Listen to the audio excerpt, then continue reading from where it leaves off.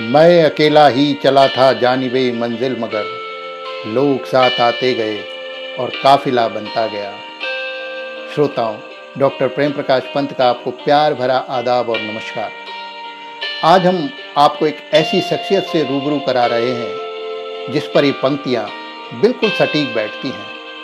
जी हाँ, प्रखर लेखक, चिंतक, विचारक, दार्शनिक, वैज्ञानिक, चमत्कृत कर देने वाले वक्ता डॉक्टर एस.आर. रंगनाथन की बात कर रहे हैं हम, जिन्होंने अपना समूचा जीवन पुस्तकालय विज्ञान की सेवा और पुस्तकालयों के विस्तार में लगा दिया। पूरा देश, बल्कि यूँ कहें कि पूरी दुनिया उन्हें पुस्तकालय के मसीहा के रूप में जानती है। भारत में तो उन्हें पुस्तकालय के जनक के रूप में ही याद किया जाता है। आइए इस युग पुरुष की संघर्ष यात्रा का एक अवलोकन करते हैं ताकि हम उससे कुछ प्रेरणा पा सकें। देश और दुनिया में अपने असाधारण कामों के कारण डॉक्टर रंगनाथन ने पर्याप्त सम्मान प्राप्त किया। उनकी मृत्यु के बाद उनके जन्मदिन को 12 अगस्त के दिन लाइब्रेरियंस डे के रूप में मनाया जाता है। हालांकि उनकी वास्तविक जन्मतिथि 9 अगस्त बताई जाती है। जी हाँ, तमिलनाडु राज्य के तंजौर जिले में श्याली नाम का एक साधारण सा गांव, जहां अय्यर परिवार के घर एक बालक का जन्म हुआ। ये वर्ष 1892 की घटना है। किसे मालूम था ये बालक आगे चलकर पुस्तकालय विज्ञान का मसीहा बन जाएगा। नाम रखा गया श्याली रामामृत रंगनाथन अय्यर। तमिल नामों की परंपरा के अनुसार श्याली उनके गांव का नाम, रामामृत उनके पिता का नाम, रंगनाथन उनका व्यक्तिगत नाम और अय्यर उनका जातिगत और कुल नाम था। इस बालक की प्रारंभिक शिक्षा स्थानीय स्तर पर ही हिंदू हाई स्कूल में हुई। इसके बाद क्रिश्चियन कॉलेज मद्रास से इन्होंने बीए और एमए की उपाधि प्राप्त की, वो भी गणित से। बचपन में रामानुजन, जो महान गणितज्ञ थे, उनसे बहुत प्रभावित थे, इसीलिए इन्होंने गणित विषय का चयन किया। इसके बाद वर्ष 1917 में इन्होंने गवर्नमेंट कॉलेज मैंगलोर और वर्ष 1920 में गवर्नमेंट कॉलेज कोयम्बटूर में शिक्षक के रूप में अपनी सेवाएं दी। वर्ष 1921 से लेकर 23 तक ये प्रेसिडेंसी कॉलेज मद्रास विश्वविद्यालय से गणित के शिक्षक के रूप में जुड़ गए। फिर आया वर्ष 1924। पुस्तकालय अध्यक्ष के रूप में इन्हें अतिरिक्त लाइब्रेरी का चार्ज दिया गया। और जब ये पुस्तकालय पहुंचे तो ये देखकर दंग रह गए कि न तो कोई व्यवस्था है, न कोई टूल, न कोई टेक्निक्स। दोस्तों, ये उस वक्त की घटना है जब पुस्तकालयों के पास ना कोई तकनीक थी, न कोई वैज्ञानिक सोच, यानी अपनी ढपली अपनी राख के अनुरूप सभी लाइब्रेरियंस काम किया करते थे। रंगनाथन के मन में ये बात बहुत गहरे उतर गई कि विश्वविद्यालयों के लिए इतना महत्वपूर्ण काम करने वाले पुस्तकालय अपनी दुर्दशा का शिकार क्यों है। शायद वैज्ञानिक सोच की कमी है। इसी बात को लेकर वो उधेड़-बुन में लगे रहते। दोस्तों, उसके बाद का पूरा जीवन उन्होंने इसी विषय के लिए समर्पित कर दिया। इसी वर्ष वह लंदन यूनिवर्सिटी में पुस्तकालय विज्ञान के अध्ययन के लिए गए, ये जानने के लिए कि पश्चिमी देशों में पुस्तकालयों की क्या स्थिति है और वहाँ किस तरह के तौर तरीके अपनाए जा रहे हैं। शायद उन्हें लगा हो कि पश्चिमी सभ्यता का अंधा अनुकरण करने की बजाय मैं स्वयं अपनी एक लकीर खींचूं।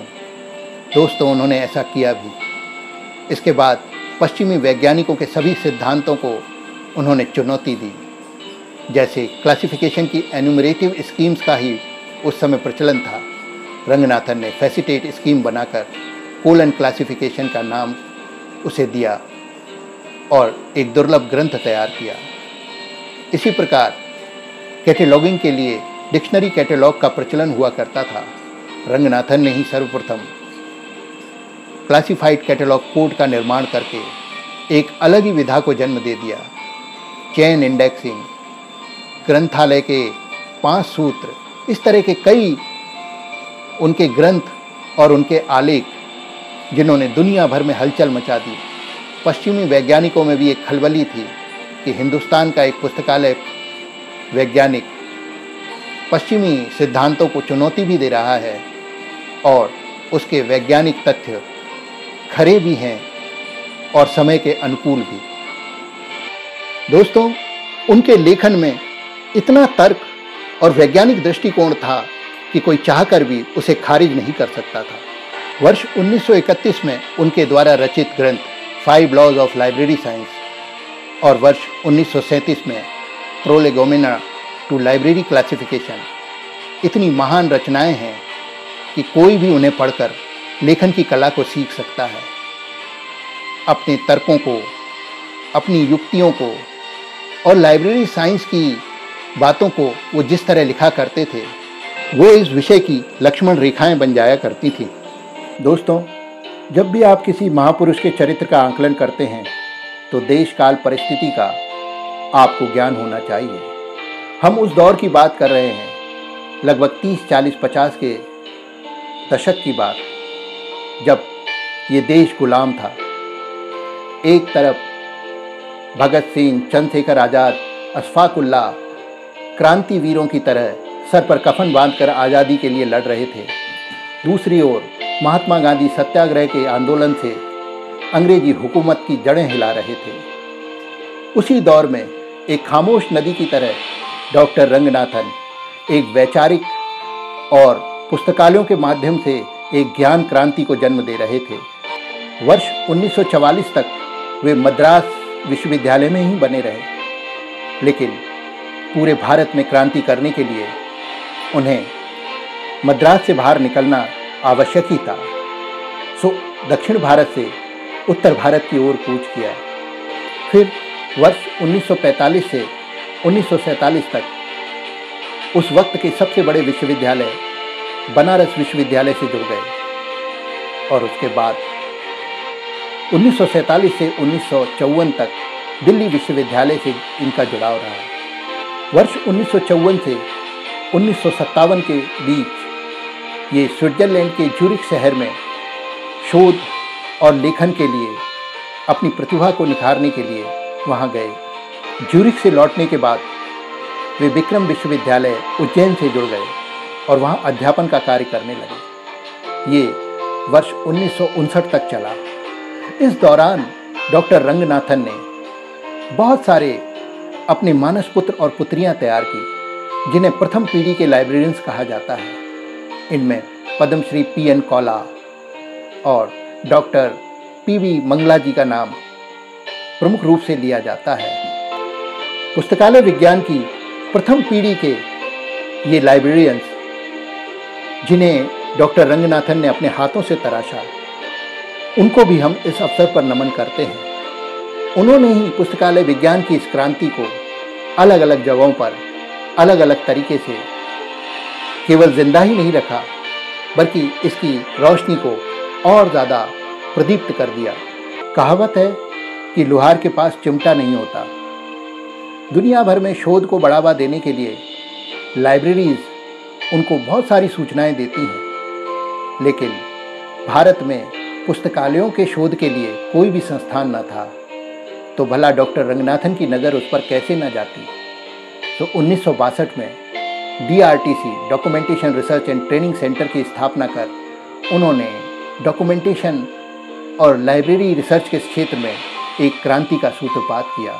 इस वक्त तक डॉक्टर SR रंगनाथन पूरी दुनिया में प्रसिद्ध हो चुके थे। दुनिया भर की बड़े बड़े संगठनों में पुस्तकालय विज्ञान की जब भी चर्चा होती, उन्हें आमंत्रित किया जाता। भारत में भी कई कमेटी कमीशंस बने, जहां पर पुस्तकालय विशेषज्ञों की आवश्यकता होती। डॉक्टर रंगनाथन वहां पर भारत सरकार को सलाह दिया करते थे। UGC हो, ISI हो, यूनेस्को हो या FID, बड़े बड़े संगठनों से उनका जुड़ाव रहा और वहाँ उनके दिए गए अमूल्य सुझाव पुस्तकालय विज्ञान को ऊंचाइयों पर ले जाने का काम कर रहे थे। डॉक्टर रंगनाथन को पुस्तकालय क्रांति के लिए कई सम्मान और खिताबों से नवाजा गया। वर्ष 1935 में अंग्रेजी हुकूमत द्वारा इन्हें राव साहब के खिताब से नवाजा गया। वर्ष 1948 में दिल्ली विश्वविद्यालय द्वारा इन्हें डीलिट की उपाधि प्रदान की गई। वर्ष 1951 में वर्जीनिया बिब्लियोग्राफिक सोसाइटी द्वारा इन्हें ऑनरेरी फेलो से सम्मानित किया गया। वर्ष 1956 में स्पेशल लाइब्रेरीज के इंफॉर्मेशन सेंटर आइजलिक के ये मानद सदस्य भी रहे। फिर आया वर्ष 1957।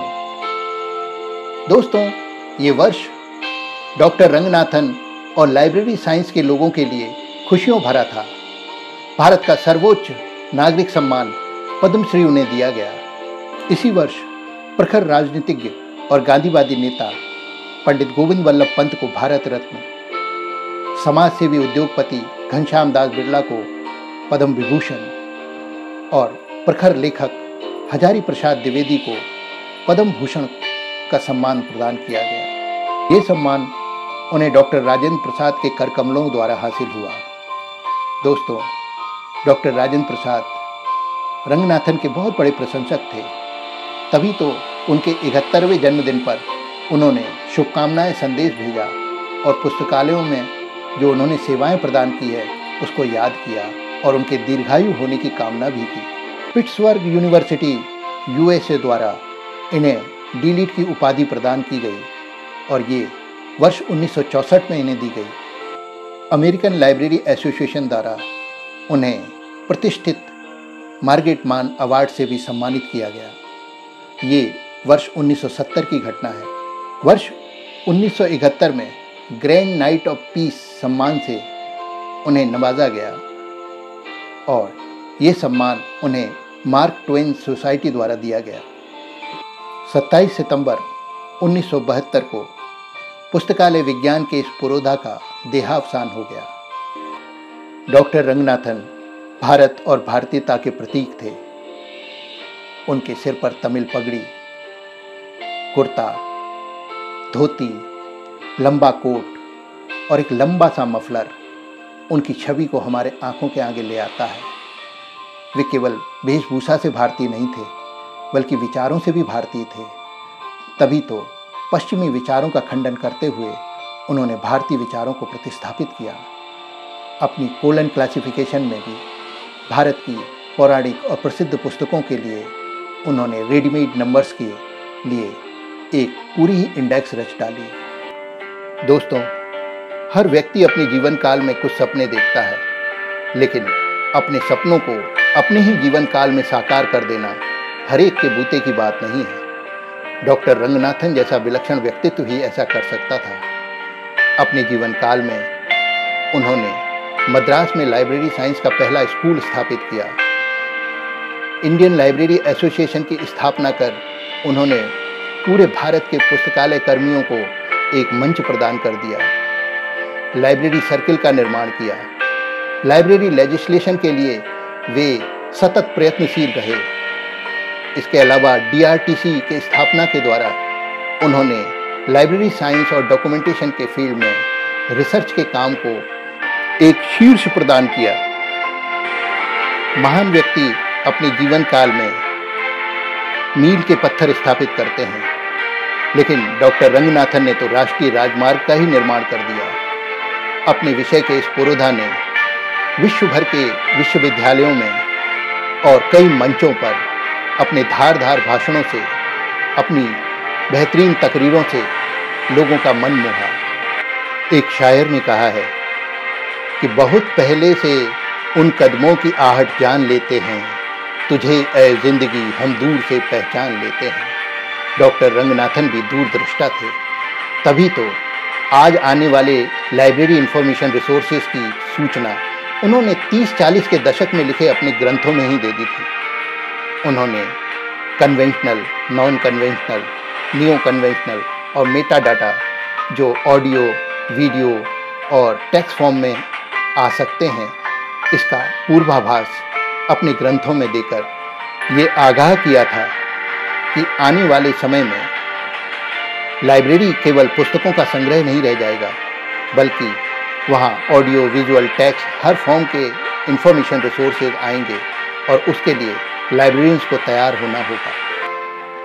आज हमारे बीच डॉक्टर एस.आर. रंगनाथन सशरीर नहीं हैं, लेकिन उनके लाखों मानस पुत्र और पुत्रियां जो अलग अलग लाइब्रेरीज में अपनी अपनी सेवाएं दे रहे हैं और देश के विकास में अपना योगदान दे रहे हैं, वो उन्हीं के प्रतिरूप हैं। ये आज हमारे लिए संकल्प का दिन भी है कि हम उनके जन्मदिन को मनाएं, इस संकल्प के साथ कि हम रंगनाथन जी के आदर्शों को अक्षरशः अपने जीवन में भी अपनाएंगे और पुस्तकालयों को समाज में प्रतिस्थापित करने के लिए जो कुछ कर सकते हैं वो अवश्य करेंगे। हम उन्हें अपने श्रद्धा सुमन अर्पित करते हैं और इस महान आत्मा को अपनी श्रद्धांजलि भी व्यक्त करते हैं, इस आह्वान के साथ कि समाज का हर वर्ग पुस्तकालयों के प्रति अपने अनुराग को जाहिर करे। कोई भी ऐसा व्यक्ति नहीं है जिसने पुस्तकालय या पुस्तकों के बिना सफलता पाई हो। फिर क्यों न वो आकर मंचों पर इस बात को कहते कि पुस्तकों ने उनके जीवन में परिवर्तन किया है। अगर वे ऐसा करेंगे तो पुस्तकालयों को एक बहुत बड़ा संबल मिलेगा। इसीलिए लब्ध प्रतिष्ठित व्यक्ति, साहित्यकार, सेलिब्रिटी, राजनीतिज्ञ इस दिवस को अपनी संवेदनाएं व्यक्त करने के लिए और पुस्तकों के द्वारा उनके जीवन पर पड़ने वाले प्रभावों को चर्चा करने के लिए इसे एक सामाजिक दिन के रूप में मनाएं, न कि ये केवल पुस्तकालय कर्मियों का एक दिन बनकर रह जाए। हमारी आशा है कि इस वीडियो से आप लाभान्वित होंगे और इसे साझा भी करेंगे। इस महान शख्सियत के लिए दो पंक्तियों के साथ मैं डॉक्टर प्रेम प्रकाश पंत आपसे विदा लेता हूँ, इस वादे के साथ कि अगली बार किसी और चर्चा पर आपसे ज़रूर मुखातिब होंगे। हजारों साल नरगिस रोती है अपनी बेनूरी पर, बड़ी मुश्किल से होता है चमन में दीदावर पैदा, चमन में दीदावर पैदा।